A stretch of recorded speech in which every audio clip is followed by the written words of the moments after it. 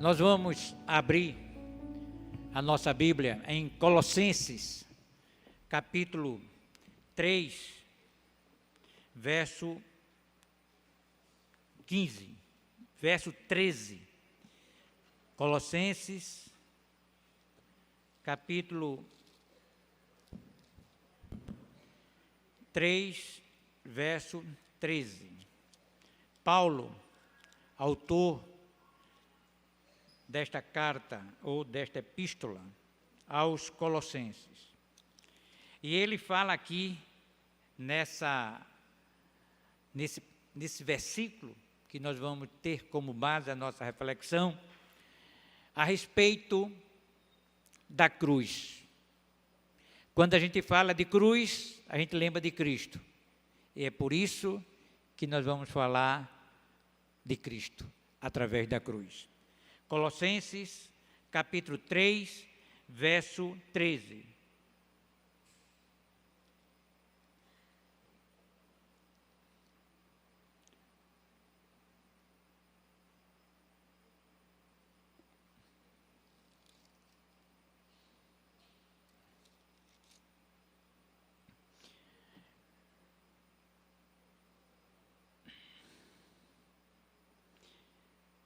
A palavra de Deus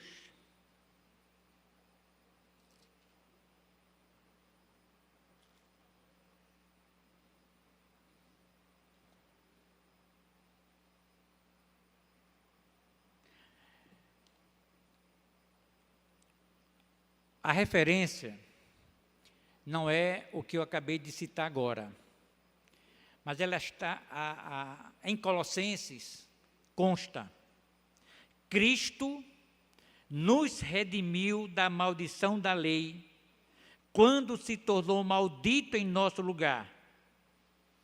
Pois está escrito: maldito todo aquele que for pendurado no madeiro. Gálatas, capítulo 3, verso 13. Lembrei agora. Gálatas, capítulo 3, verso 13. Cristo nos resgatou da maldição da lei, fazendo-se maldição por nós, pois está escrito: maldito todo aquele que for pendurado no madeiro. Vamos orar. Senhor, nosso Deus e Pai, louvado e engrandecido seja o teu nome. Que a tua palavra lida e contida nas Escrituras Sagradas, por meio do teu Espírito Santo, encontre guarida em cada coração e faça com que aqueles que ainda não entregaram a sua vida a Jesus, que assim o façam nesta noite. Quanto à tua igreja, continua, ó Deus, a santificá-la para o louvor da tua glória. Em nome de Jesus, amém.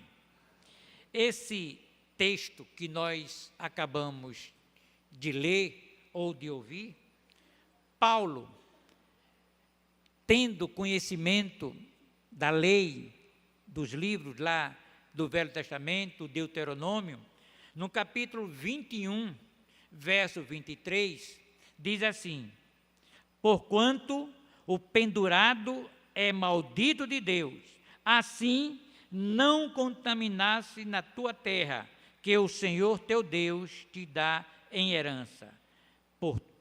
Porquanto o pendurado é maldito, pendurado na cruz, pendurado no madeiro. Paulo tinha conhecimento da lei, da Escritura Sagrada, do Velho Testamento. E aqui nesse capítulo 3 de Gálatas, verso 13, Paulo está a nos dizendo. Esse verso 13, 3, esse versículo 13, ele mostra a profundidade do amor de Jesus, que assumiu a maldição destinada a cada um de nós, pagando o preço total pelo nosso pecado. Se você meditar nesse verso 13, Se você colocar o seu coração, a sua mente, e deixar que o Espírito Santo dê a você o entendimento, você, sem dúvida nenhuma, vai compreender e entender que esse versículo mostra com clareza, com profundidade, o amor de Jesus. O amor de Jesus. Por quê? Porque Ele assumiu em nosso lugar a maldição. Já parou para pensar que esta maldição estava sobre cada um de nós? Já pensou que esta maldição estava na criatura de Deus? E está. Mas este amor tão grande, tão profundo, que Cristo trouxe para si esta maldição, assumiu, ora destinado a cada um de nós. E Ele pagou o preço. Pagou o preço. Se você compra uma mercadoria hoje, em dólar, você fecha um pedido. Há algumas empresas que, se o dólar subir, você vai ter que pagar o complemento daquele valor. Algumas compras é feita desta forma, mas está atrelado à oscilação do preço do dólar. Se você compra mercadoria hoje, e se amanhã o dólar subir, obviamente você tem o dever de pagar o complemento daquele valor. Trazendo para nós, a pessoa de Cristo, a maldição que estava diante de nós, Ele quem? Jesus, pagou o preço total. Não tem nenhuma possibilidade de nós complementarmos o preço que Jesus pagou. Por isso que a palavra de Deus nos diz, pela graça de Deus sois salvos, por meio da fé. Não vem de vós, é dom de Deus. Não vem das obras para que ninguém se glorie. É claro a Escritura Sagrada. Então Jesus pagou o preço total. O fato de você crer em Jesus Cristo, que Ele morreu na cruz, você é uma pessoa salva. Nele, por Ele e para Ele, para a glória de Deus Pai. A palavra de Deus nos diz também que esta obra nos garante a libertação, reconciliação com Deus e vida eterna. Louvado seja Deus. Que Deus seja louvado. Este entendimento que nós temos é proporcionado pelo Espírito Santo de Deus. É através do Espírito Santo de Deus que Ele nos revela esta grandiosidade da obra que Jesus fez por amor a nós. Ele diz que esta obra, que obra? Esse sacrifício que Ele suportou em meu e seu lugar, garante a libertação do pecado, da condenação, da maldição. Ele nos libertou e, além dele nos ter libertado, Ele nos reconcilia com Deus para a vida eterna. Onde está Jesus? À destra de Deus. Ele vai voltar. É através de Cristo que Ele nos garante estaremos com Ele na eternidade. Então, através de Cristo, Ele nos libertou da maldição da cruz e nos reconciliou com Deus, mediante a sua graça, por meio da sua fé, sem a necessidade de tentar obter justificação pela lei, ou seja, pelas obras. Não é possível. Só por meio da graça, mediante a fé. A morte de cruz é uma demonstração clara da graça e do sacrifício de Cristo. é de forma visível. Não é mera expressão, não é meras palavras, que até alegra o nosso coração, que nos sensibiliza, que nos comove, mas na prática, ela não faz realidade. Quantas vezes temos ouvidos e quantas vezes temos dito, ouvidos palavras que alegram o nosso coração, que regozija, que nos dá segurança, e quantas vezes nós temos falado palavras belas, bonitas, admiráveis, mas na hora elas não se concretizam. Isso é a natureza humana que tem esta condição. Mas em Cristo Jesus é uma demonstração clara da graça e do sacrifício. Jesus não foi à cruz simplesmente por ir. Cruz por cruz permanece sendo cruz. Mas a pessoa que lá esteve faz toda a diferença na cruz. Por isso que nós pregamos a cruz de Cristo. Não é qualquer cruz, não é. Para o apóstolo Paulo, a cruz de Cristo significa salvação. Salvação. Para Paulo. Porque sabemos que há sempre um propósito. Quando Deus, olhando para a sua criatura, e o fato dele ter nos amado, e o fato dele ter enviado o seu Filho, no coração de Deus havia ali um propósito. Havia um propósito. Assim como a cruz de Cristo tem um propósito. Não é qualquer cruz, é a cruz de Cristo. O fato de Jesus ter ido à cruz, ter morrido na cruz, há um propósito. Você não pode ignorar, você não pode desprezar, você não pode simplesmente ignorar a morte de Jesus na cruz. Há um propósito.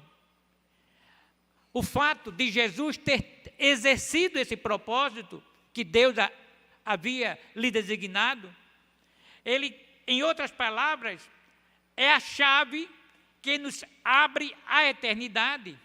É a bênção que supera toda a maldição da excelência, da condição humana.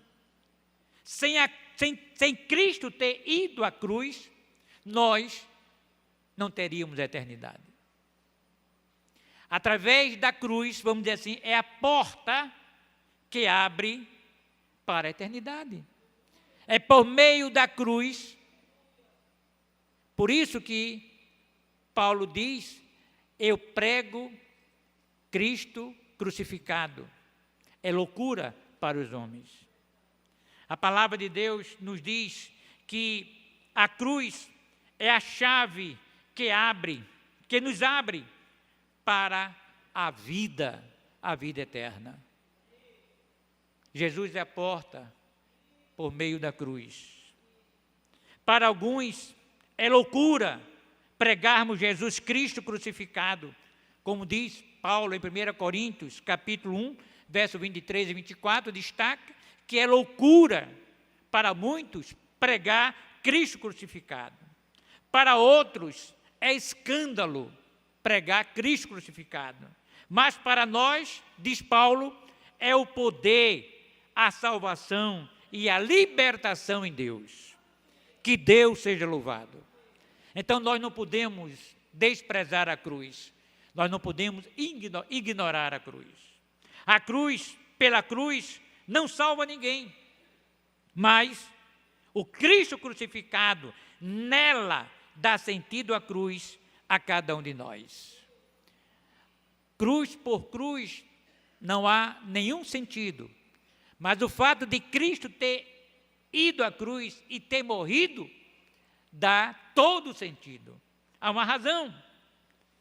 Cristo crucificado é a salvação de todos os que, obviamente, deveriam estar ali crucificados. Por isso que o profeta Isaías diz: Ele levou sobre si todas as nossas enfermidades.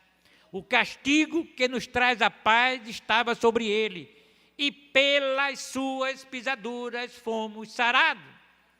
Como cordeiro, ele não abriu a boca, foi levado ao matador, quer dizer, foi levado à cruz. Ele não se desculpou, ele não se esquivou, ele não teve um comportamento distorcido do propósito que Deus havia em seu coração, mas ele cumpriu o propósito de Deus, que é dar o sentido da vida eterna para todos nós. Cristo crucificado tornou-se maldição, conforme diz Gálatas 3,13, que nos trouxe a bênção da salvação. Cristo se fez o último, o maldito, para que fôssemos benditos, restaurados, curados e libertos. Que Deus seja louvado, irmãos. Da mesma forma que o corpo de um criminoso estava sob a maldição de Deus, assim Cristo, pendurado na cruz, sofreu o julgamento de Deus. A mesma humilhação de todo criminoso condenado. O que é que diz o profeta Isaías, no capítulo 53, verso 12, diz a palavra de Deus: pelo que lhe darei uma porção entre os poderosos, e com os fortes repartirá ele o despojo, porque derramou a sua alma na morte, e foi contado como os transgressores, pois ele levou sobre si o pecado de muitos, e pelos transgressores intercedeu. Isto é a palavra de Deus. É o profeta que afirma que ele levou sobre si a nossa maldição. Ou seja, além disso, a Bíblia menciona que Cristo se fez pecado por nós para que ele fôssemos feitos justiça de Deus. Paulo, 1 Coríntios, capítulo 5, verso 21, Paulo diz, a palavra de Deus menciona que Cristo se fez pecado por nós, para que ele fôssemos feitos justiça. Então, através de quem? De Cristo. Através do Filho de Deus. Através do propósito de Deus na vida de Jesus indo à cruz. Meus queridos irmãos, meus queridos amigos, Cristo assumiu a punição e condenação que era nossa. Ele trouxe para si todos os nossos pecados. Ele carregou a nossa culpa e pelas suas pisaduras fomos sarados. Isaías 53, verso 5, a palavra de Deus nos diz: ele morreu em nosso lugar, sua morte foi substitutiva ou substituída. Nós éramos para lá estar, mas ele exerceu em nosso lugar. Por isso, meus irmãos, na cruz, a ira de Deus contra o pecado caiu sobre Cristo. Caiu sobre Cristo, como diz Isaías 53, do verso 3 ao verso 10. Por quê? Porque ele levou sobre si. Meus queridos irmãos, meus queridos amigos, o que eu gostaria nesta noite de compartilhar também com os queridos irmãos e amigos, especialmente você, meu amigo, é que a cruz tem um sentido, tem uma razão, mas ela sozinha não há sentido. Cristo mudou o sentido da cruz. Em Romanos 3, 26, pois o salário do pecado é a morte, mas o dom gratuito de Deus é a vida eterna, desde que você o aceite como seu Salvador.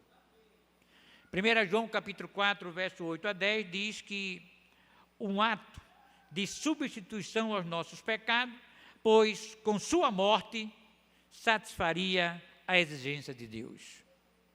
1 Pedro 2, 22 ao 25, mas destaco apenas o verso 24. Ele mesmo levou em seu corpo os nossos pecados sobre o madeiro, a fim de que, mortos para o pecado, pudéssemos viver para a justiça.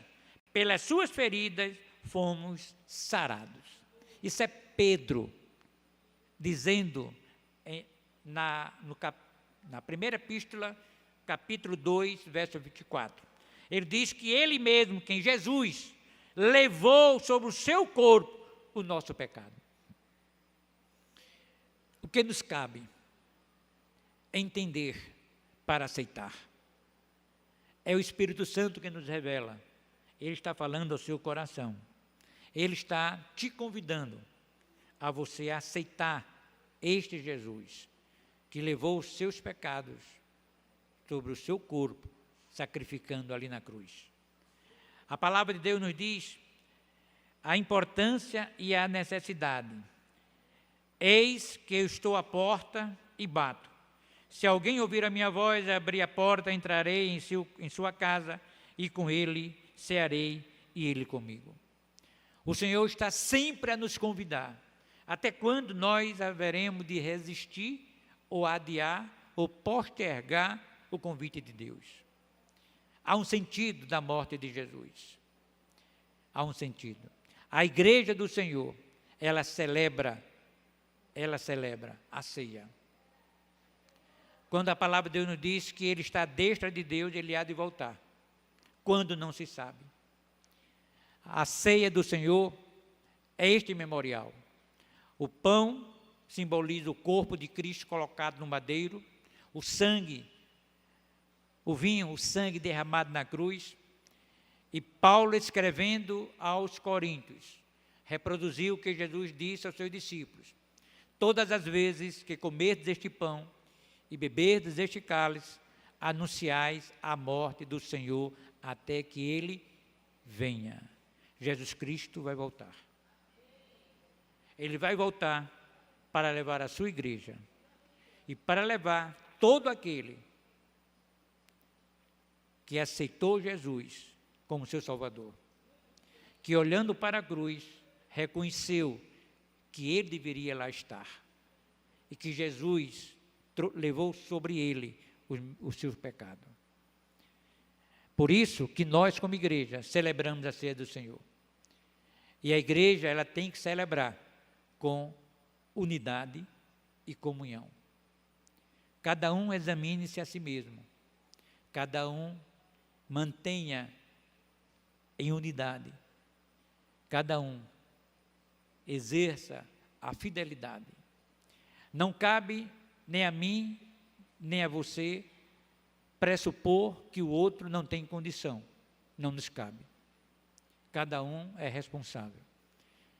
Convido a todos, estando em comunhão com o Senhor, com a sua igreja, professando mesma fé e ordem, que possamos celebrar com unidade a ceia do Senhor, reconhecendo o valor da cruz, que é Cristo lá, e reconhecendo a necessidade de anunciar que Jesus vai voltar. Mas Jesus está convidando você, meu amigo, a entregar-se a Ele hoje à noite. Não deixe para amanhã. Em Provérbios 23, verso 6, dar-me, filho meu, o teu coração. Dê o seu coração para Jesus. Dê a sua vida para Jesus. E tenha certeza da vida eterna. E tenha certeza que nesta vida você tenha certeza da presença de Deus. Que Deus nos abençoe.